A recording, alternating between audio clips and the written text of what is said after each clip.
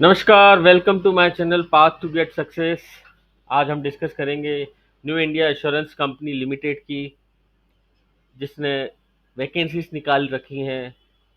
कुछ जनरल पोस्टें हैं जिसमें कोई भी ग्रेजुएट दे सकता है, और कुछ स्पेशलिस्ट पोस्ट हैं, इनको रिक्वायरमेंट है इनकी। इसका पेपर पैटर्न और सिलेबस मैं आपसे डिस्कस करूंगा। देखिए, सिलेक्शन प्रोसीजर फेज वन में प्रीलिम्स होंगे। प्रीलिम्स में कॉमन पेपर होगा, जिसमें preliminary examination consisting of objective test for 100 marks will be conducted online. This would consist of 3 sections with separate timings for each section as follows.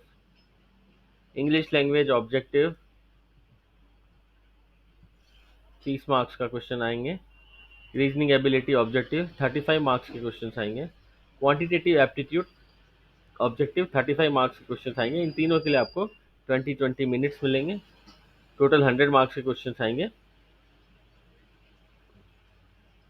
Candidates have to qualify in each test oblique section by securing passing marks to be decided by the company. ये basically merit के ऊपर होता है, तो आपको individually सारे subjects में English language, reasoning ability, quantitative aptitude, इसमें पास होना है individually. Adequate number of candidates in each category as decided by the company. Approximately 15 times the number of vacancies subject to availability will be shortlisted for main exam. फिर phase first जो clear करेंगे उनको phase second के लिए, main exam के लिए बुलाया जाएगा। Main exam will consist of objective test for 200 marks. देखिए, मेन एग्जाम्स भी ऑब्जेक्टिव टाइप का होगा, बट वो 200 मार्क्स का होगा, और डिस्क्रिप्टिव टेस्ट भी होगा 30 मार्क्स का। Both the objective and descriptive test will be online. Candidates will have to answer descriptive test by typing on the computer. मतलब कंप्यूटर पे क्वेश्चन आएगा, उसका आंसर आपको कंप्यूटर पे टाइप करके देना है। तो आपको कंप्यूटर पे टाइपिंग भी आनी चाहिए। एटलीस्ट इतनी टाइपिंग तो आनी चाहिए कि आपको पता होना चाहिए कि कौन सा वर्ड्स कहाँ पर है। Immediately after completion of objective test, descriptive test will be administered. जैसे ही आप ऑब्जेक्टिव टेस्ट दोगे मेन एग्जाम का, उसको सबमिट करोगे, उसके साथ में ही उसको कंप्लीट करते ही आपको डिस्क्रिप्टिव भी देना होगा। उसमें आपसे क्वेश्चन पूछा जाएगा जिसका आंसर आपको देना है। ऑब्जेक्टिव टेस्ट 2.5 घंटे का होगा, 2.5 hours. Duration will be as follows. There will be separate timing for each section. Test for reasoning 50 marks, test of English language 50 marks, general awareness 50 marks, quantitative aptitude 50 marks. Reasoning के लिए आपको 40 minutes मिलेंगे। English language के लिए भी 40 minutes मिलेंगे। General awareness के लिए भी 30 मिनट्स मिलेंगे आपको। क्वांटिटेटिव एप्टीट्यूड के लिए 40 मिनट्स मिलेंगे। मतलब आपको ये पेपर ऑनलाइन देना है, और 40 मिनट के अंदर आपको रीजनिंग का क्वेश्चन कंप्लीट करना है, अदरवाइज वो ऑटोमेटिकली सबमिट हो जाएगा। फिर आपको इंग्लिश लैंग्वेज को लेना है, उसके लिए 40 मिनट मिलेंगे। आपको विद इन 40 मिनट्स में इंग्लिश का पेपर कंप्लीट करना है। जीके के लिए 30 मिनट्स मिलेंगे। क्वांटिटेटिव एप्टीट्यूड के लिए 40 मिनट्स मिलेंगे। और आप 40 मिनट्स में नहीं करते तो ये ऑटोमेटिकली उसको सबमिट कर देगा।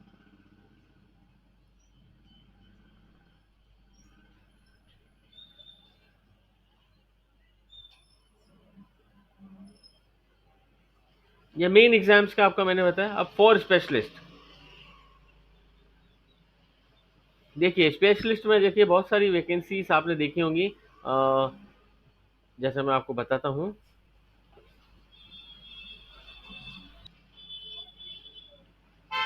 जैसा कि मैं आपको बता रहा था, फॉर स्पेशलिस्ट इसका भी मेन एग्जाम से रिलेटेड इंफॉर्मेशन मैं आपको दे रहा था।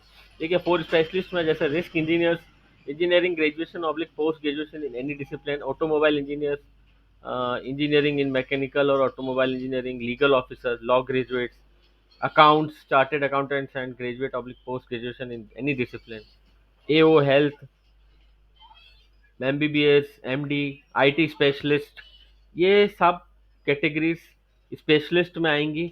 और इनके लिए भी रिक्वायरमेंट NIACL में निकली हुई है। इसका एग्जाम पैटर्न मैं आपको मेन एग्जाम पैटर्न बताता हूँ। पेपर फर्स्ट तो सभी का सेम होगा, मेन एग्जाम में क्या होगा उसकी डिटेल्स मैं आपको अभी देता हूँ।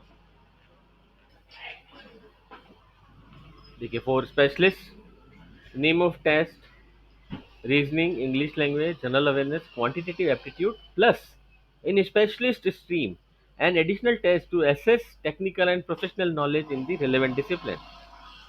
तो जैसे मैकेनिकल इंजीनियरिंग है, मैकेनिकल इंजीनियरिंग से रिलेटेड आप जो भरते हैं ऑटोमोबाइल इंजीनियर, उसमें 40 मार्क्स का क्वेश्चन पेपर इंजीनियरिंग का आएगा। रिस्क इंजीनियरिंग है, उससे रिलेटेड क्वेश्चंस जो रिस्क इंजीनियरिंग के लिए अप्लाई करेगा उसके लिए आएंगे। क्योंकि चिरंजीवी बनाना नहीं बनाते भैया, काम नहीं पता नहीं।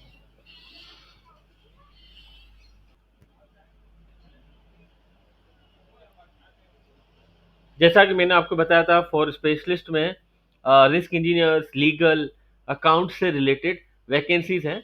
तो उसमें जो फिफ्थ पॉइंट है, in the specialist stream and additional test to assess technical and professional knowledge in the relevant discipline, ये ऑब्जेक्टिव टाइप का होगा। इसमें 40 मार्क्स के आएंगे। मतलब किसी ने अगर लीगल के लिए अप्लाई किया है, लीगल ऑफिसर के लिए, तो उसको 40 मार्क्स का एक क्वेश्चन पेपर लीगल से रिलेटेड क्वेश्चंस अटेंड करने होंगे। कोई रिस्क इंजीनियर से रिलेटेड अगर किसी ने इंजीनियर ने अप्लाई किया है, तो उसको रिस्क इंजीनियरिंग से रिलेटेड 40 क्वेश्चंस देने होंगे। उसके लिए उसको 35 मिनट्स मिलेंगे। इसी तरीके से जिस कैटेगरी की जो भर्ती है उस हिसाब से इनको एक 40 मार्क्स का एडिशनल पेपर स्पेशलाइजेशन वालों को देना होगा। इसके अलावा देखिए, test of reasoning 40 marks, English oblique Hindi दोनों में आएगा, 30 मिनट्स का होगा। English language 40 marks, English language 30 minutes. General awareness 40 marks, 25 minutes. Quantitative aptitude 40 marks, 30 minutes. Fifth point वही, in specialist stream and additional test to assess technical and professional knowledge in the relevant discipline. मतलब risk engineering से related 40 question आएंगे अगर किसी ने risk engineering के लिए apply किया है। किसी ने लीगल ऑफिसर के लिए अप्लाई किया है तो उसको लीगल से रिलेटेड 40 क्वेश्चंस का एक एडिशनल पेपर अटेंड करना होगा। किसी ने अकाउंट्स के लिए अप्लाई किया है तो उसको अकाउंट से रिलेटेड क्वेश्चंस अटेंड करने होंगे एडिशनल। आईटी स्पेशलिस्ट के लिए भी 40 मार्क्स का एडिशनल पेपर होगा, वो देना होगा। ये 200 मार्क्स का क्वेश्चन पेपर होगा जिसको क्वालिफाई करना होगा। ये स्पेशलिस्ट के लिए है।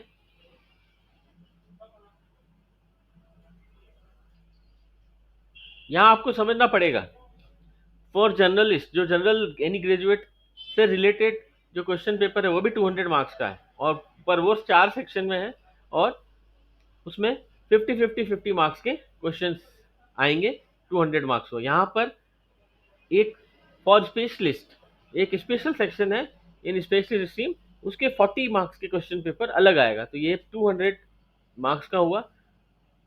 इसमें 5 सेक्शन हो गए। फॉर जर्नलिस्ट उसमें केवल 4 सेक्शन है।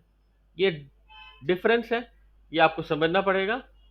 स्पेशलिस्ट के लिए 5 सेक्शन होंगे, जनरल के लिए 4 सेक्शन होंगे, जिसमें reasoning, English language, quantitative aptitude आएगा। स्पेशलिस्ट के लिए reasoning, English, general, quantitative aptitude and specialist stream से रिलेटेड 40 मार्क्स के क्वेश्चन आएंगे। सेकेंड पार्ट इसका डिस्क्रिप्टिव का होगा। डिस्क्रिप्टिव टेस्ट 30 मिनट्स का होगा, 30 मार्क्स का क्वेश्चन पेपर होगा। इंग्लिश लैंग्वेज का होगा, लेटर राइटिंग 10 मार्क्स एंड ऐसे 20 मार्क्स। ये आपको कंप्यूटर पे टाइप करना होगा क्वेश्चन को रीड करने के बाद। Each candidate will be required to obtain a minimum score for each section of objective test separately for shortlisting or for the descriptive test. Objective वाले क्वेश्चन पेपर में आप मिनिमम स्कोर लाएंगे, qualifying marks, तभी आप descriptive दे पाएंगे।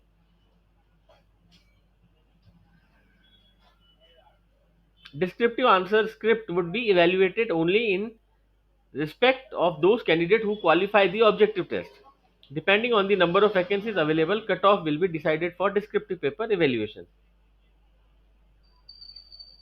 आप अगर main paper में ऑब्जेक्टिव्स में अच्छे नंबर लाते हैं तो ही आप डिस्क्रिप्टिव के लिए एलिजिबल हो पाएंगे, या कह लीजिए डिस्क्रिप्टिव का क्वेश्चन पेपर चेक ही तभी किया जाएगा जब आपके मेन पेपर में अच्छे मार्क्स आएंगे। देखिए इसमें अच्छे मार्क्स की डेफिनेशन दे रखी है। Each candidate will be required to obtain a minimum total score to be decide by the company according to number of vacancies in the objective test. Main qualifying marks in the descriptive test shall be as follows. A candidate shall be required to qualify in the descriptive test, but the marks in the descriptive test will not be counted towards shortlisting for interview or final selection.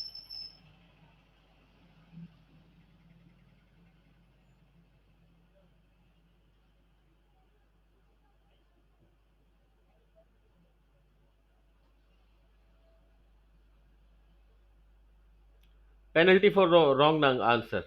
There will be penalty for wrong answers marked in the objective test. Each question for which a wrong answer has been given by the candidate, 1/4 of the marks assigned to that question will be deducted as penalty to arrive at corrected score. If a question is left blank, it means no answer is marked by the candidate. There will be no penalty for that question. The company reserves the right to modify the structure of the examination. Phase third is interview. Candidates who have been shortlisted at the end of phase second will subsequently be called for an interview to be conducted by the company. Interview will be conducted at select centers. The weightage of online examination and interview will be 75-25 respectively. मतलब 75% जो आपने paper दिया है उसको weightage मिलेगा, 25% आपका physical interview होगा उसको प्रेफरेंस दिया जाएगा। सेंटर एड्रेस वगैरह सब आपको इन्फॉर्म कॉल लेटर के थ्रू इन्फॉर्म किया जाएगा। आप कंपनी की वेबसाइट से after announcement of interview call letter download कर सकते हैं। Final selection would be based on consolidated marks of main exam, objective test and interview. The final merit list shall be prepared in descending order of the consolidated marks secured by the candidates. ये देखिए दे रखा है इसमें पूरा, और इसके accordingly आपको posting मिलेगी। The seniority of the selected candidate will be as per the merit oblique select list. A waiting list of candidates may not exceeding 50% of the number of vacancies may also be prepared and may be utilized in the event of non-acceptance of employment offer by the candidates.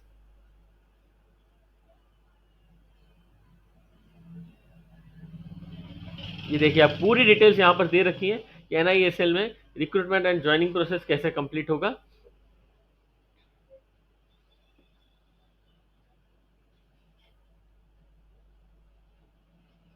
Exam देने जाएंगे तो आपको एक valid of call letter, admit card ले जाना है, photo ID proof as specified in original bearing the same name and other information as it appears on the call letter, photocopy of the above photo identity proof,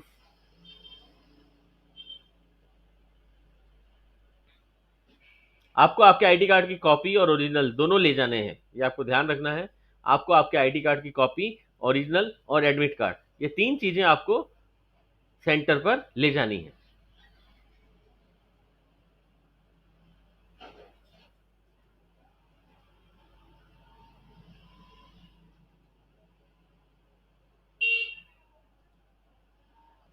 आशा करता हूं यह video आपको NISL new India Assurance Company Limited की recruitment से related selection में help करेगा। इसमें आपको कंप्लीट प्रोसेस बताया गया है NISL में आप अपना सिलेक्शन कैसे कर सकते हैं। धन्यवाद, thank you very much, all the best.